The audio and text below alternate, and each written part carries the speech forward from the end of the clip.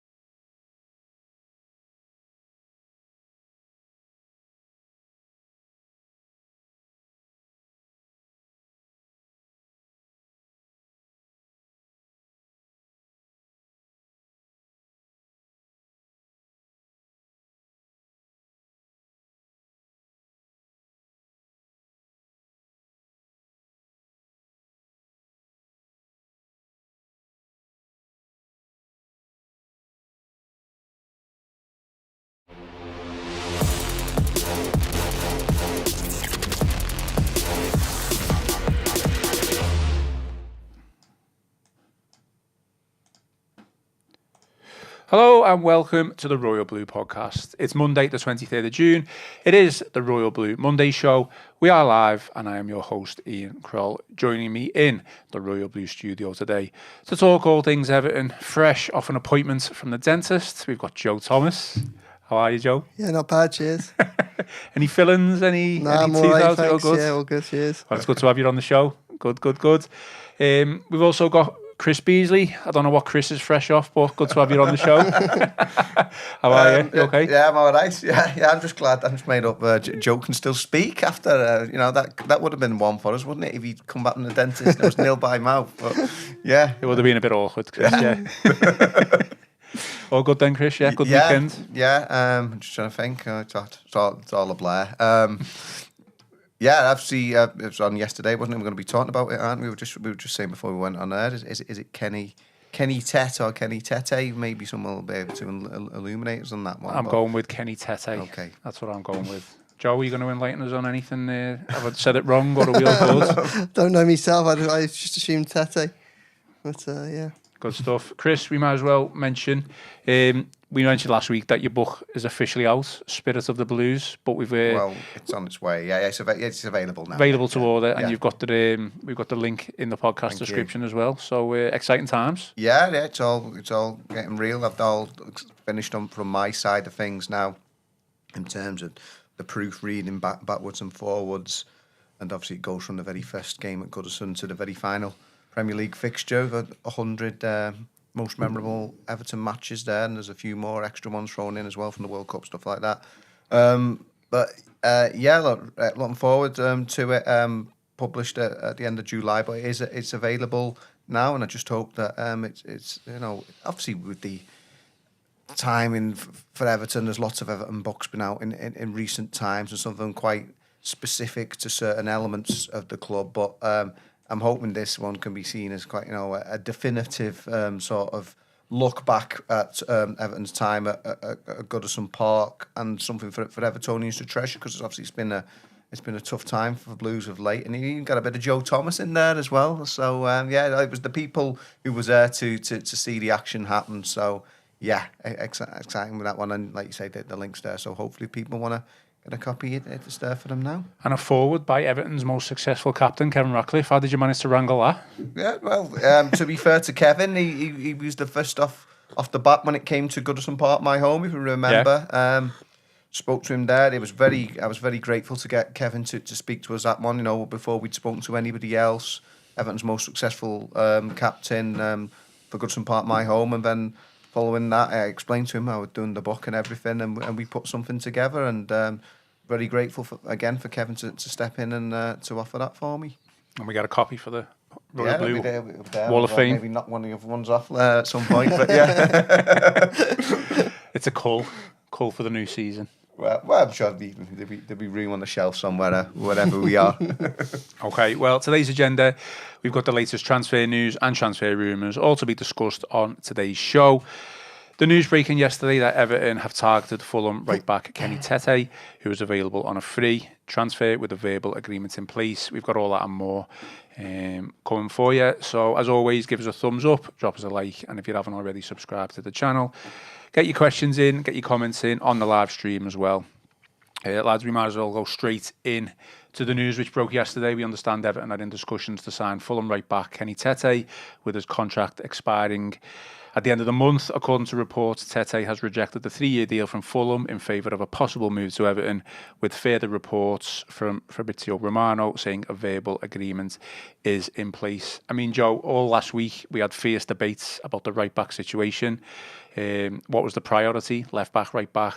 Who Everton should be targeting?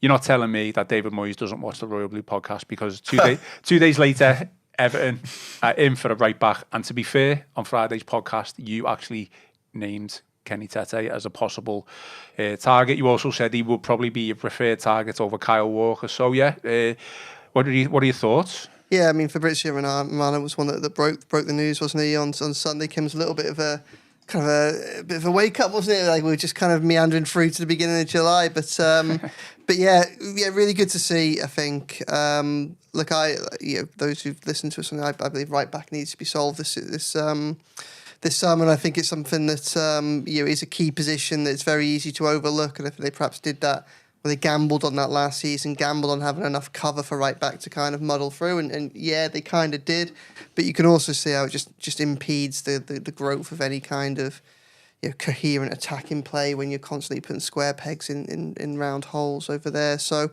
look, I mean, Kenny Tete's been a name that's been mentioned in conjunction with Everton for most of the summer so far, because he is one of a handful of players that was clearly going to be available for free or for a nominal fee. Vladimir Kufal and Kyle Walker, two players, have been linked and been very clear that they weren't high on Everton's radar this summer, and hopefully the talks of Kenny Tete show that reporting was the case. I think it's a good move. I think it's a situation Everton need to solve that position. If they can get Kenny Tete over the line, they do it without any outlay on a transfer fee. That's excellent. There are two big things to look out for. One, Fulham wanted to keep him. They did offer him a new deal. He spent 5 years at the club. If they want to offer him a new deal, that suggests that Fulham are a club that have been punching above Everton over recent seasons. Well, if Everton have managed to convince him to come here instead of staying there, that's positive. And the other one is just what Fulham fans are. I've seen a lot of Fulham fans and people who report on Fulham, both kind of independents and from places like the Times, just lauding him, really, speaking about how well he's played, how consistent a performer he was. Yes, he's had a couple of injury issues over recent years, but I think there seems to be a kind of a common understanding that he is part of that unit there that has come up from the Championship and had established itself in the Premier League and has established itself as a relatively consistent kind of just lower end, the top half Premier League side, and that's no mean achievement for Fulham. Kenny Tete has obviously been key to that, and it looks like Everton are getting a player that has obviously got a lot of Premier League experience, European experience as well, which he's earned some of that at Goodison Park, as I'm sure Chris will tell us about in a moment. And at 29, he was one of the younger ones of those that wasn't going to cost very much, if anything. And yeah, I think it's a really positive move. Chris, you did a couple of pieces yesterday, but one was talking about Kenny Tete, and basically a line from your piece said, snapping up Tete, who can also be deployed on the left or even as in the centre on a free transfer, could prove a masterstroke for Everton. The strong, positive, claim really, a masterstroke from Everton. Yeah, it is, isn't it? Because on the one hand, everyone last week was all talking about Kyle Walker and all that goes with that, and similar to his Man City teammate Jack Grealish, because of his profile, because of what he's achieved in the game. That would be a sort of deal that would get a lot more attention, but what you would also get, a lot more spotlight because of, let's be fair about this, the circus that follows Kyle Walker, and as much as he's been an outstanding player for many years and has won so many things in the game, there's all that goes, all the baggage, as it were, would come with a potential deal for him, and he's 5 years older than Tete as well. So I think for Kenny Tete, sort of a solid citizen that he is, as Joe has said, the established, with Premier League experience, without necessarily being over the hill, and at 29, you've got to hope that he'll be well worth those 3 years that they're offering him. It just really seems like a really smart move if they get this one over the line, as Joe has already spoken about, the high esteem he's held with both Fulham fans and followers from the media as well. That it seems to be a real good egg, as it were, in terms of a model professional who offers you scope going forward in a way that the likes of, as well as he's done, Jacob. I mean, he has been able to get forward, but just Jake O'Brien, who's the natural centre back, has been playing in that role. Tete is a natural right back. I mentioned he can play it on the left if you need, or even in the middle. But right back is forte. So it's a really smart deal, I think, if they can get it done, because it's going to be such a busy window in other areas, and we all know the attacking players tend to be the ones where you got to spend the big money on. So if you're able to get somebody of his profile on a free transfer, just seems like a really smart move for me if they can get it done. Just some questions with regards to Kenny Tete, questions and comments really. So Liam EFC says, it's a sensible, smart sign and free transfer, 29 years of age and has Premier League experience. I'm happy with this. General consensus from you two there. Yeah, agree. Mark Foster, Fulham fans in general seem to want to keep him. His recent injuries are the main concern. We will come on to that in a sec, but Mark says, I fancy, whilst he will be number one choice, we also see O'Brien as right back a fair few games as well. Again, we did kind of touch upon that on Friday, didn't we? The option. Glenn Rayton says, presumably Patterson is to be sold. Seamus has so many injuries. Do we need another right back? I think that's the point, isn't it, Joe? I mean, just taking into account Tete's injury record, because there's a lot of concerns being flagged up over the, since yesterday. Since joining Fulham in 2020, he's been out for a total of 408 days, and that's due to injury.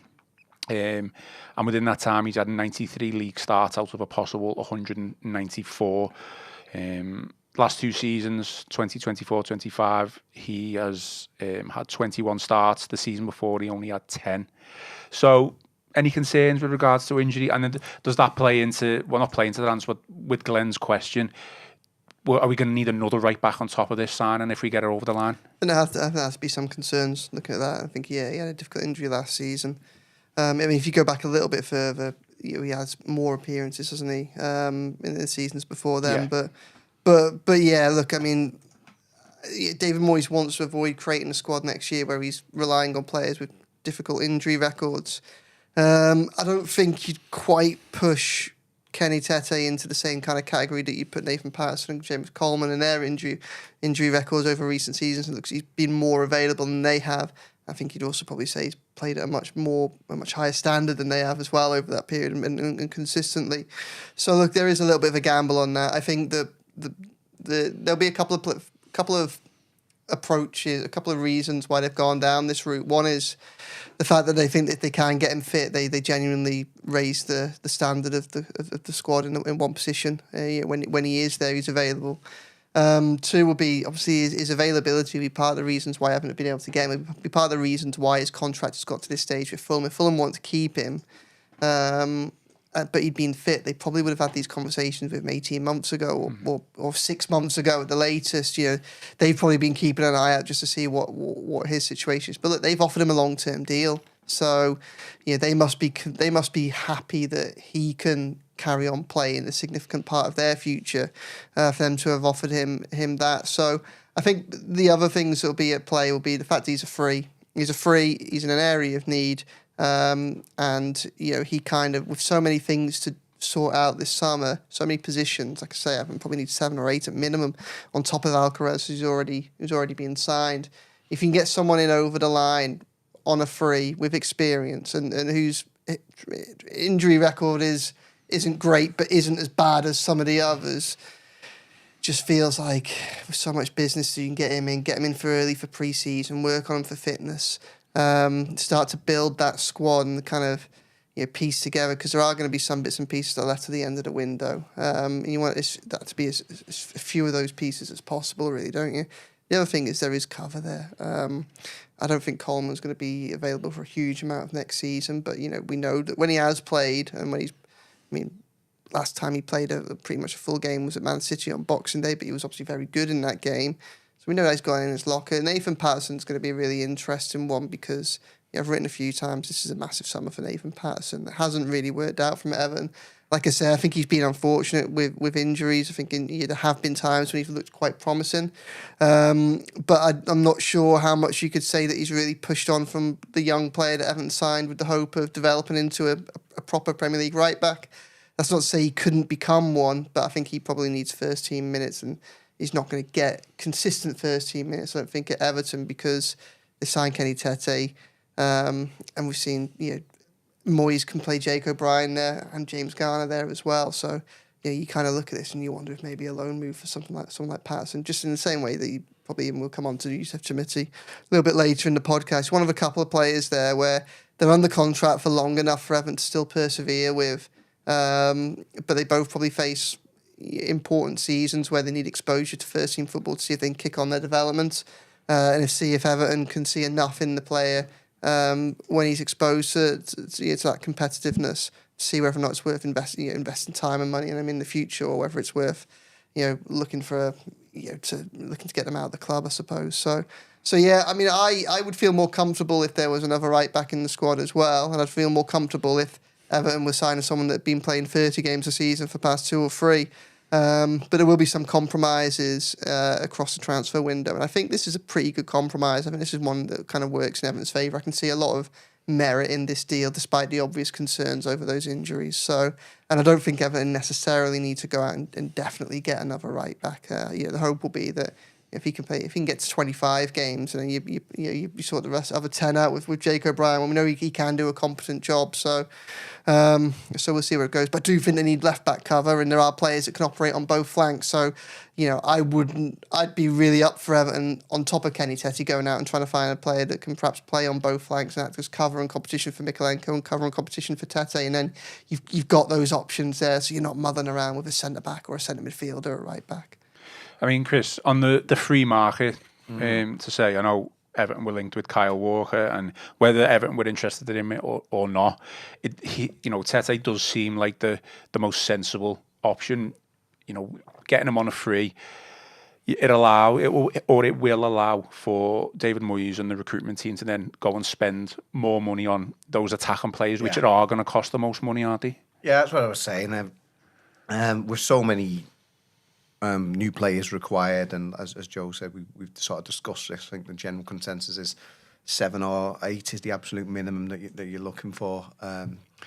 Although the starting 11 is almost there, but you obviously want to upgrade, and you have to have that strength and depth to have hopefully 2 decent options in each position.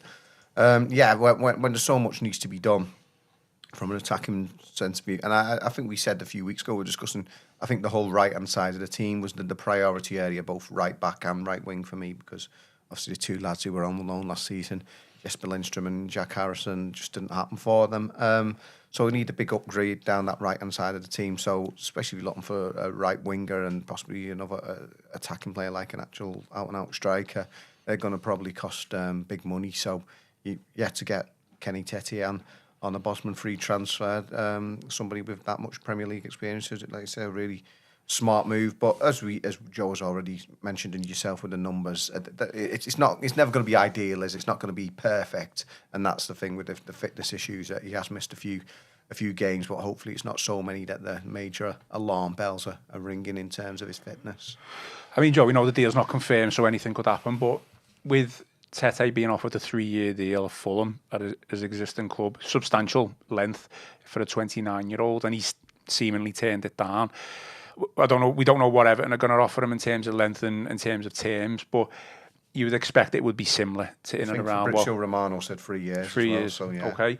Well, in that case, then, is this a slight sign that there's a change in pull for Everton? Maybe Everton are a bit more of an attractive proposition, should I say, to players? I mean, quite possibly. Because Fulham do feel like a club that's on the up. They've had a major restructure done, haven't they, of their main stand, and they're a club that have repeatedly filled in that mid-table, and you wouldn't be that surprised to see them push towards Europe. So yeah. Whereas Everton are obviously a team that've been miles off that for a couple of years, and albeit they've had two what would have been 13th place finishes, they've been 13th place finishes that have come from relegation battles, and at the end of the season they finished with a flurry, haven't they? Rather than like someone at Christmas you're there and thinking, they could maybe push for Europe. I think again, this is something that I've written recently, that like I think the new state. I think people outside of Everton Football Club are starting to realise now that this is a club that is on an upward trajectory, and I think I wrote my column on this on Saturday. The fact that Everton are moving into the new stadium. And you can see through like those leadership changes that were announced. Obviously, we knew most of those people who were coming in, but a lot of those players a lot of those behind the scenes staff come in with big reputations in the world of football.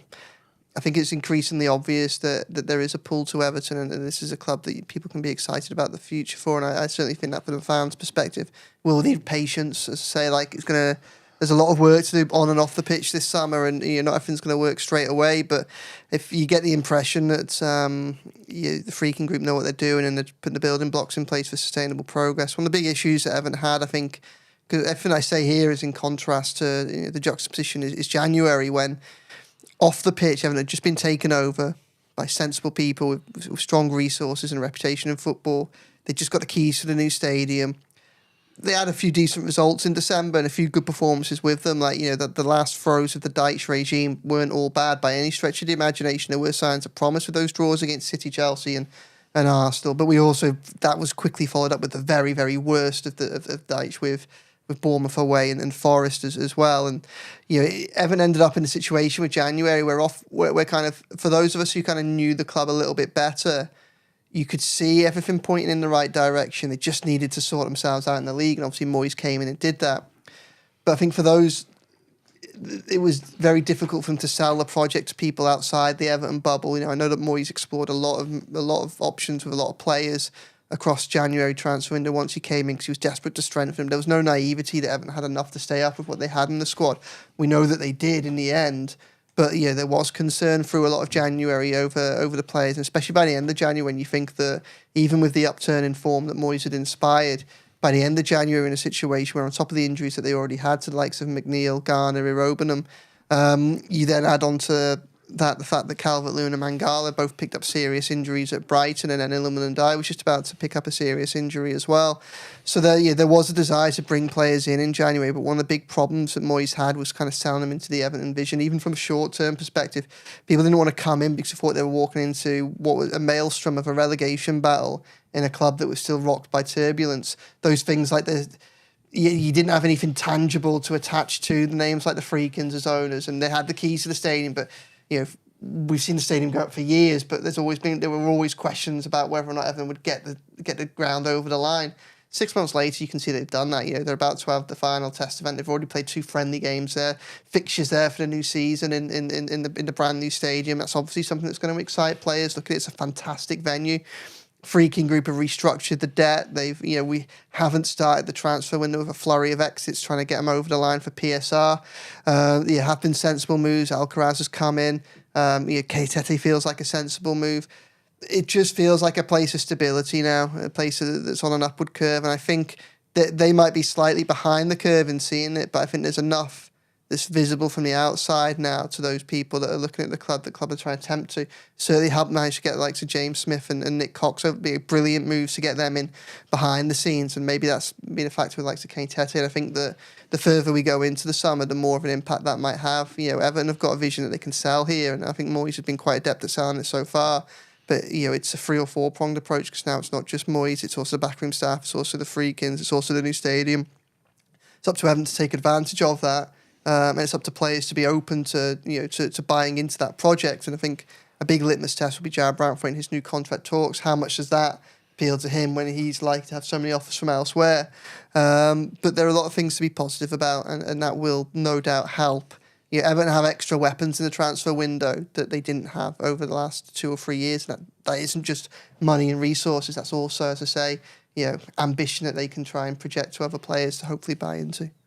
Chris, we got some bit of debate in the comments with regard to this point. So we're always in our blue bubble, aren't we? We think we know Everton are a big club. Maybe clubs outside of that bubble, maybe a little bit further afield. Obviously, use Fulham as an example. Maybe don't see Everton as a big club because of the turmoil that we've been through over the past couple of years. But obviously, you only have to look at Everton's history to say how big a club they are. There has been a couple of Fulham fans on social media questioning the decision from Tete to leave Fulham for Everton. So, based on that, comments in the comment section, Eltel on the banks of the Royal Blue Mersey, new ground, new owners, new opportunities. What's not to like? You build it, and the players will come. Or the Blues has kind of countered that and says it just shows that we can outbid Fulham on his weekly wages. That's about it. If Fulham offered more per week than us, he'd be staying at Fulham. Well, I don't know. I don't know if that is the case. I'm sure it's not. It won't be loads less. But it doesn't mean that Everton necessarily just outbid them. Maybe, like as Joe said, he's been sold by the project. I'd imagine there's probably not much in it. I don't think that's a given that Everton have just thrown loads of money at this, and Kenny Tete has gone chasing the cash. This isn't the days of Farhad Moshiri. Maybe it's a bit unfair to Everton to say they've just chucked a load of money at it. He's probably excited by the project, and if he does come, maybe it'll be up to Kenny Tete to explain why he's made the move. But I did see a bit of that with the Fulham fans, and obviously everyone with their own club going to stuck up for them. And as Joe has already said, Fulham done really well in recent seasons. Marco Silva, who to be fair, after what happened to him at Everton, I didn't think he'd work in England again. So and he's done really well. He got them up from the Championship. Kenny Tete was part of that team when they scored a lot of goals in the Championship. A really exciting team. They've established themselves firmly in the mid-table in the Premier League. And as Joe has said, for Fulham, that's terrific. But let's have this right. Fulham are a club who, in their entire history, have never won a major honour. No, Everton have won major honours across 9 separate decades. A period of longevity which only Manchester United and Liverpool can better. Just not the ones where we've been prominent Everton fans. No, this is the thing. The 30-year trophy drought that Everton are enduring, that's the anomaly. Winning trophies is the norm for Everton. It's the 30 years they've gone now, the last 30 years, albeit, which all players active now, including Kenny Tete, they won't remember Paul Rideout in 1995, and just as the way the supporters won't. So yeah, that's both for players and supporters. You've got to sort of convince them and you get back to those days. But yeah, come on now. Long term, Fulham and Everton are just non-comparable. But yeah, you can understand obviously where fans are coming from, and for players, it's the here and now. And if you've not lived through that, you've not lived through it. But yeah, I think it's a bit silly a bit. I think you don't know your history if you're even entering those kind of debates. But yeah, everyone's going to stick up for their team. And to be fair, always get a real warm welcome. No, we're a good club, Fulham. To be fair, I like Fulham a lot. Yeah, when we go down there, I think there'll be a lot of people. It'll be a real nostalgia. Maybe more so for us and the away fans, but it'll be a real nostalgia trip next season. Because obviously,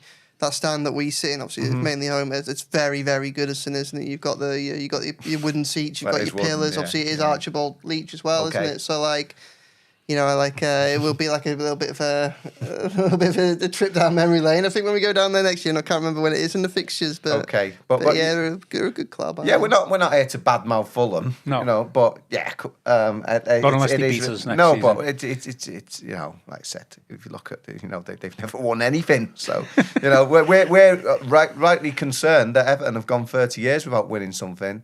Well, that's after they won, major trophies across 9 separate decades before that. So yeah, no comparison. I love a Chris Beesley rant. I love it. It's a Monday afternoon now. What a time to have a Chris Beesley rant. The other thing as well is just to add on to that, as long as it's within reason, there isn't. I don't really have a problem with outbidding other teams for players.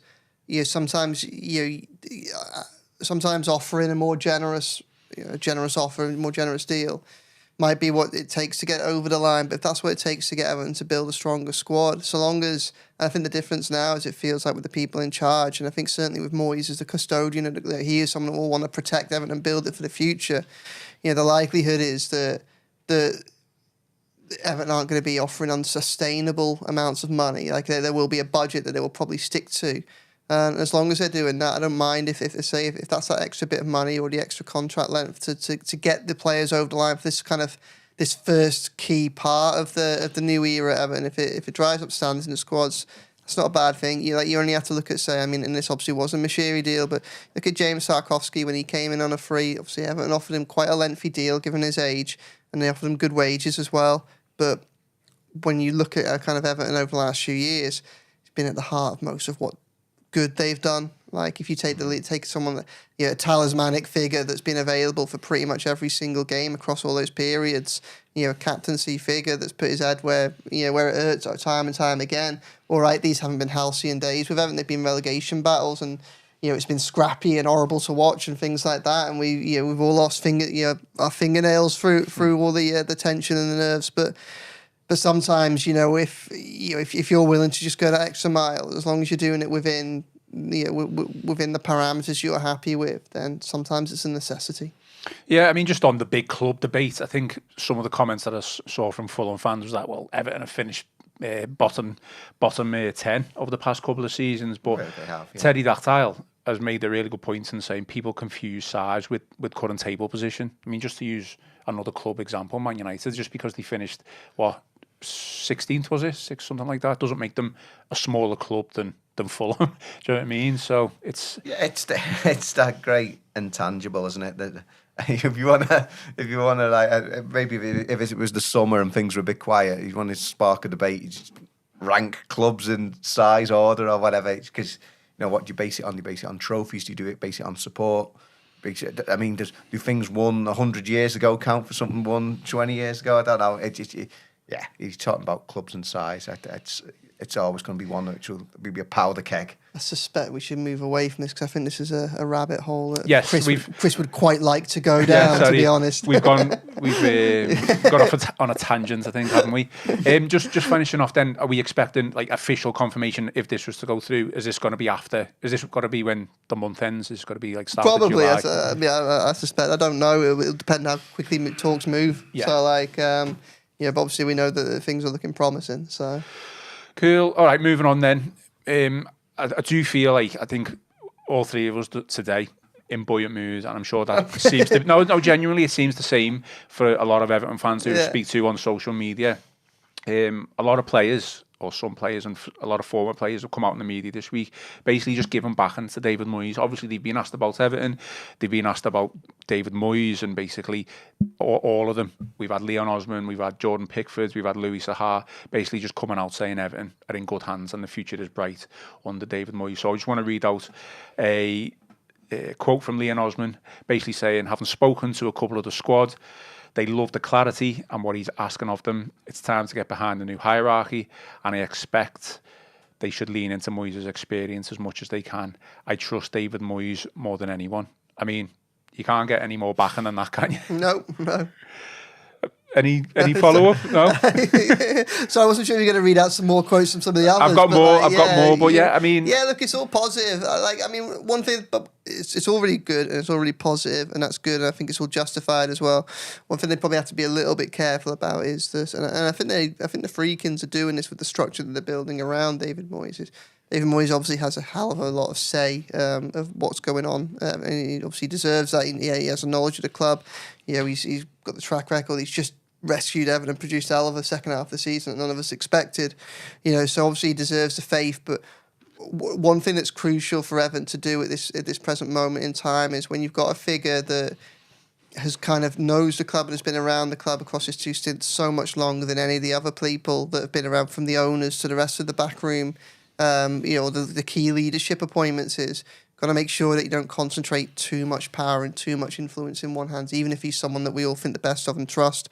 I think the key thing for Everton to do, or the key thing as part of this rebuild, is to try and move away from a situation where you have a lot of power and a lot of influence in just a handful of people. Because obviously the problem then, and it's the same kind of methodology they've got to approach the squad as well.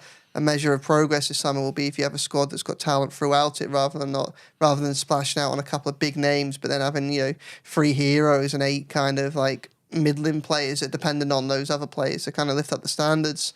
I think that what they need to do is make sure for progress to be properly sustainable, it has to be bigger than one person.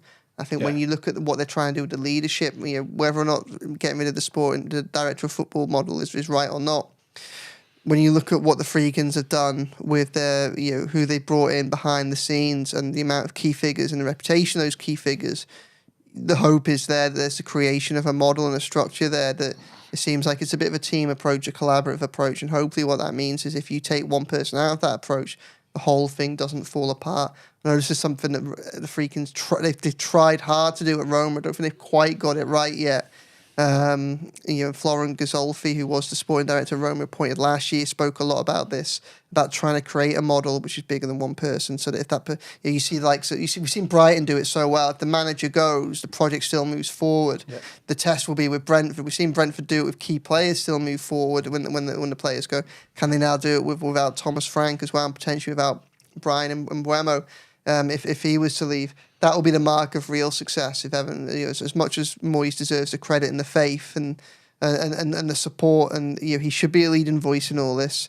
The real mark of progress for me and sustainable progress will be creating a structure which isn't dependent on one person propping it up. Yeah, it's an interesting point of view, and I think there's been a lot of debate back and forth of what structure Everton should move going forward, and the decision's been made. It's been described as a football leadership team as such. My only concern with it, and it kind of stems from the previous regime where we knew we had a director of football, but there was so many people having a say or whatsoever.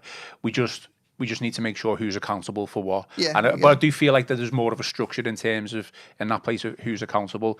I mean, Chris, just staying with this point for a minute, you've actually said, which is a little bit of a concern in itself, that just in terms of the backing that David Moyes has got from former players as well, is that you think that David Moyes is the only manager who could manage Everton in the Premier League era. I mean, you've definitely said that. Again, it's a little bit of a concern, but it just goes to show, if from a positive sense, just how much David Moyes is trusted, and how hopefully he can take Everton on moving forward. Yeah, I think what I actually said, to be fair, I don't want to misquote you. He's the only one who only can sustained success in the Premier League, relatively speaking. Because if you think about look back at it, we just mentioned the trophies there.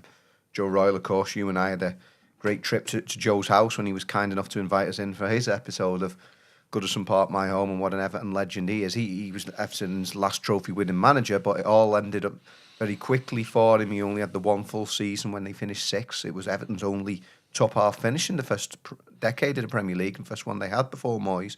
But then it ends up going the following year, and even now, 30 years on, speaking to Joe, it's sort of still puzzled about how that all ended for him with Peter Johnson. So he had it fleetingly there, Joe Royle. Roberto Martinez, of course, had Everton's highest Premier League points total in his first season, following on from Moyes, but then it badly unravelled in the next 2 years, and despite having what many people considered, including myself, Everton's strongest squad in the Premier League era, back-to-back 11th place finishes there, that wasn't good enough with the players he had there, and then Koeman had the one good year, and then it all turned sour, and since then, it's all been a big mess. So yeah, what I said with Moyes is probably, you'd say, he's the only one who's shown it on a sustainable long-term basis. The fact that he had 9 top 8 finishes in his first spell in charge, I mean, incredible level of consistency there. So for him to come back, and as Joe says now, on the one hand, the director of football has gone, but it's not like just leaving everything for David Moyes to do. He'll have the final say, I think, over everything. But having that structure in place with the other people there, some of them are people who he's worked with before, and he obviously was it Smith, who he'd taken from a decade at Goodison Park, and then took with him to Manchester United. He's coming from Manchester City. But people like Cox, who's coming from Manchester United, it's all about, I guess, getting that academy really, making those strong structures from bottom upwards. So it's something Moyes has spoken about himself already, the fact that it's almost been bled dry, really. The talent pool flowing through from the academy. I know Joe's seen there are a couple of potential gems in there, but yeah, there's not much really to go off. So it's all about getting that structure from the bottom upwards again, and having that longer term sort of structure within the club, because at the end of the day, what is he now, David? He's 62 years old. Love to think that he could do. He said he's not obviously going to do 11 years again, but I'd like him to be there, in theory, beyond his current contract. I certainly think he could do beyond that, and yeah, having those long term people in there who can carry that on. If he's not there, say like 5 years down the line, whatever. Yeah, I think the structure for me just looks like it's trying to give as much support to the manager and David Moyes' coaching staff as possible.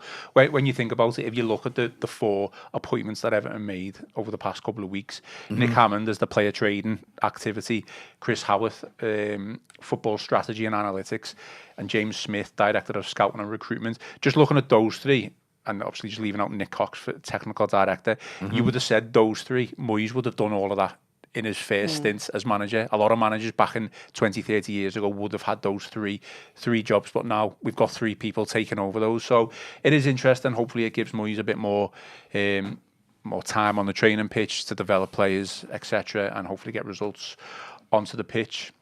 Just moving back to kind of the feel-good factor, Joe, and what players and former players have been saying about Moyes. So Jordan Pickford has basically said this past week, I think there were a lot of positives towards the end of 2024. The new owners coming in and giving stability to the club, the new stadium, the new gaffer as well. The manager coming in, we've done really well. It's about getting better and improving as a team. And then he went on to say, I think the manager will demand a good start and demand us getting wins on the board. I mean, for me, this is not bashing any previous regime or whatsoever, but for me, it's clear that certainly since Moyes came in and, the past couple of weeks, standards have risen dramatically. Would you agree with that? Yeah, well, yeah, I think there's a great clarity in what the players have been asked to do. And I also think that, it's easy to look back on the Dyche regime and think it's all bad, but a lot of that was circumstance-based. And I think that we have to remember that during a couple of very, very difficult seasons, him and obviously the director of football, Kevin Fowler, and the people around them managed to kind of get Everton through. Wasn't always pretty, but they deserve real credit for that. And there were good moments for Dyche. Obviously they tend to come in little flurries, like that week in April, the season before last year, where they won the 3 in a row, and there were a handful of other good moments in that as well. I think of the run before the points deduction, kind of the late September, October of the season before last, and obviously straight after when they picked up those big wins against Newcastle and Chelsea and Burnley. But yeah, they were very up and down, weren't they? They kind of they were a team that, for all that he tried to make them less so, they still seem very an emotional team under Sean Dyche. They go on these great runs of winning, and then great runs of most memorably the months and months they went without getting a win. But I think everything seems to be a little bit more consistent, and I think that for all that the season and the first season and a half of Dyche was very positive, I think last season was just very difficult, and we kind of just saw the limitations of him and his style when it came to trying to take Everton forward with a few new players that could offer him a little bit more bandwidth, really, to kind of be a bit more ambitious, and he wasn't able to take it beyond that. And like I said earlier, for all the positives that there were in December on and off the pitch, those Nottingham Forest and Bournemouth games either side of the New Year really did feel like another nadir at a point, at a time in history when Everton had a lot of low points in recent memory. So yeah, that time was spent. So I think there was a squad there that was desperate for someone new to come in and just give it a bit of fresh impetus, and it's just clear that Moyes did that. I think, of course, it's obviously sustaining that into a new season. Sorry, I was just a little bit distracted then because there's an obscure conversation broken out in the comment section about someone's piles, but we're going to avoid that. Okay. Chris, Louis Sahar's been speaking about Everton. I know we've done a piece on this. Was it from you, Joe? No. I think someone's done a piece on it anyway. Me, yeah. Was it you, Chris? Yeah. So basically, Louis Sahar said, I think David Moyes will attract new players. The last 15 games, he has changed the mentality and connection the fans had with the players. A lot of the things have moved forward since David Moyes has come back. There is a new stadium and there's a lot of positives about Everton. He also went on to say the new stadium shows a desire to grow as a club and shows that they want to reach Europe. Tottenham moved into a new stadium and won the Europa League. The potential for Everton is greater because they have more history. I'm not trying to get you on who's a bigger club, Everton or Tottenham, but again, is it just another sign of feel-good factor at Everton and things are on the up? Yeah, it was telling actually. I thought that quote from Louis Saha, because of course he left Everton to join Tottenham, so he's a player who's represented both clubs. So he's not just saying wearing his royal blue hat for that. He's somebody with a foot in both camps in that respect. I thought it was very interesting, that quote, because I'll tell you what I would have said, that before Tottenham moved into the new stadium, I'd have sort of thrown all those numbers at you again and about what Everton had achieved and much more than Tottenham. I mean, Huddersfield Town won more titles than Tottenham Hotspur. But then, if you looked at it now and looked at the new bastion stadium of knowledge, aren't you, Chris? If you looked at again, going back, if they won nearly 100 years ago and stuff, but obviously, with their new stadium, and obviously they've had a wretched season, Tottenham, but they saved that with it, albeit they didn't save Big Ange, but saved the season with the Europa League game against Manchester United, even if I have referred to that final as like two bald men fighting over a comb. I mean, it's got them into the Champions League next season. But it's interesting for Louis Saha to make those observations. But in terms of Moyes, what he does come from is, again, he's somebody who played under Moyes first time round ever. He actually says, I think, in that piece, Moyes was one of the big reasons he came to Everton from Manchester United. Came in a pay-as-you-play deal. Another one who actually came, of all the players Moyes signed, Saha's probably one of the ones who had the most question marks over him from terms of a fitness point of view, because of the problems he'd had at Manchester United. But ended up being a great signing for Everton. And he speaks about the methods that Moyes deploys and the fact that all that he demands from his players. What I found interesting, actually, is another one you haven't included there from the plethora of former Everton players who've been speaking. Go on. Joleon Lescott. Now, what Lescott said over the weekend in his piece, he was saying that he thinks Moyes is probably the only manager from that era, and it sort of borne out the fact that he is the oldest manager in the Premier League now. He's gone from being the youngest to the oldest, who was able to sort of bridge that generation gap, and he's taken those methods that were working for him over 20 years ago, and he's evolved as a manager. He's basically working with a different generation of players now compared to when he first started, and he was barely older than like the senior players himself, and is still able to be successful in 2025 and part of that whole package, that Moyes 2.0 at Everton. Obviously the proof's in the pudding, we see what he does going forward, but he looks like a better manager than he was first time round. He's certainly a lot more rounded in terms of his experience. He's had all the ups and downs since he left Everton first time around. And the fact that he is able to deploy his methods successfully with a whole different generation of players. I mean, look at somebody like Mourinho, how he's not what he was now, compared to when he was working in the noughties, and obviously your Sir Alex Ferguson hairdryer treatment. Your players of 2025, I guess, just wouldn't stand for that, rightly or wrongly. Times have moved on, attitudes have moved on. But David Moyes has been able to evolve, and I thought that those quotes from Lescott for me were really interesting as well. Because both people like Saha saying, he was great back in the noughties or whatever, and he was doing then. Lescott, who's actually worked, I think, with the England under-21 setup and stuff with players who Moyes knows and stuff like that, actually saying, he's probably the only manager to have bridged that gap. So for him to be the man to bring Everton forward now in 2025, having also been the man to bring them forward in 2002, it's incredible, really. We've had a comment from Darren Haywood, said, Chris is on fire today. More of this, Chris. More of this. Just finishing off then, we'll stick with you on this, Chris, and then we'll come to Joe, because I know you did the piece on it. Everton striker Yusuf Shamiti is not on the verge of a loan move to Stoke City. Let's hope he's not holding up the shirt now as we speak. We don't think so. Yeah, that's what a couple of reports over the weekend suggested that he was, but in one of your pieces you said both Everton insiders and well connected to Stoke followers have been baffled by such suggestions. Yeah, then we asked about this one because obviously, like you say, there've been reports about it, and then the high-ranking people at Everton think that's wide of the mark and sold to those who were following Stoke. So I think, as Joe has also said, wouldn't be a surprise at all. I think David Moyes thinks it'd be a good path for Yusuf Chamiti to be loaned out at some point this summer. He had a awful time in terms of injuries last season, wasn't able to kick on from the promise he'd shown the year before, but he still strikes me as a player who offers a lot, but is still finding his feet in English football, because let's not forget he was only a teenager when he first came over a couple of seasons ago.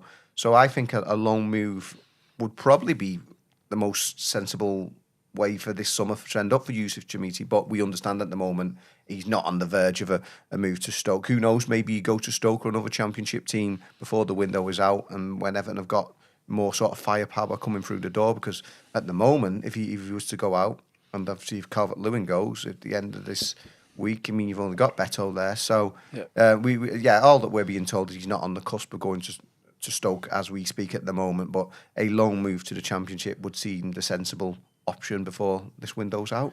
Yeah, I think it's probably sensible to say we need time to decide Yusuf Chamiti's Everton career.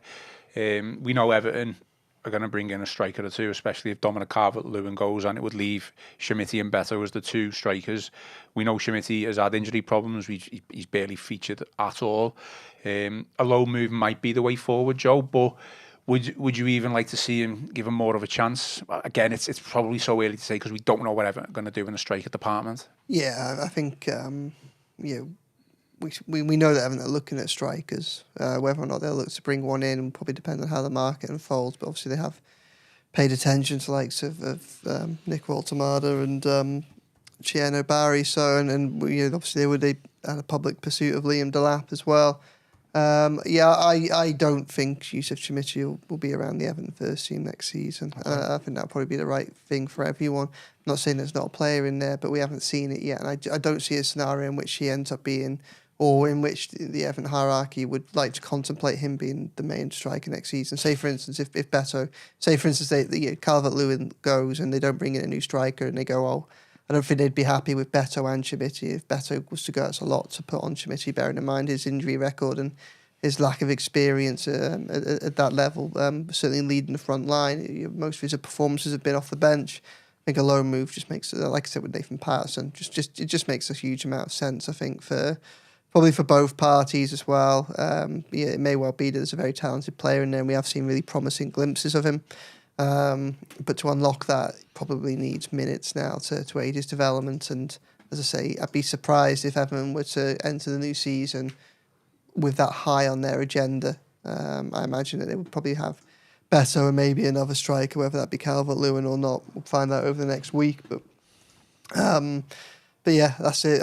He's had interesting loans before. He's been a bit unfortunate, really, because the loan move that he will probably end up having next season is probably the loan move that he should have had in the second half of his first season at Everton. But that was obviously the points deduction year when he was clearly never going to really be a key feature for Sean Dyche's side. But they had so few players that they felt they needed to keep him around just in case. There was interest from Europe in a loan move that January, and if they'd have let him go out then he may well have had the experience that could have saw him take a step on next season, or be raring to go, and we could all be confident that he might be a player about to break through properly this summer.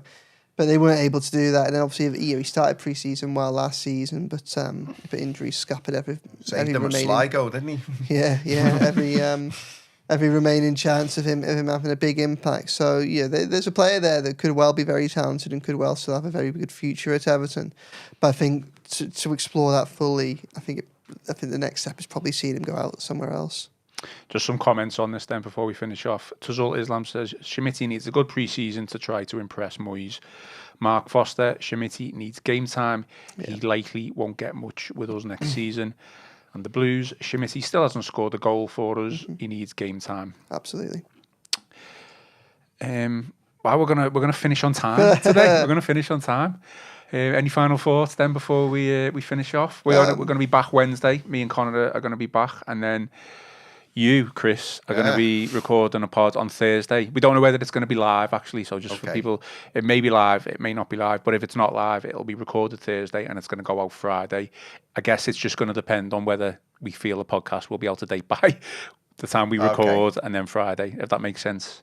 But you've got a guest on, haven't you? Yeah, we've got a guest on, an Everton author, another Everton author, Steve Zocek is joining us, so we're delighted to invite Steve to the studio. He's somebody that Joe knows, actually. So, he's going to be talking about his latest Everton book, because it's not his first, but he's joining us for some general Everton chat, and then talking about his book, which is all about Howard Kendall's glory days in the 80s. So we'll look forward to that. Good stuff. Any good articles coming today, Joe?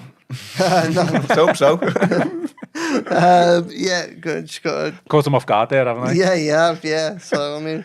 Keep an eye on the Liverpool Echo website. It's the tagline, isn't it? Keep an eye on the Liverpool Echo website, that's it. So... I've got a good one coming about Kenny Tete. About he has the sort of the qualities that Evertonians look for in players. So based on the previous Goodison performance. So look out for that one. And then when are we expecting the Everton Fulham Huddersfield history debate? Never. You can go back and watch that on today's show.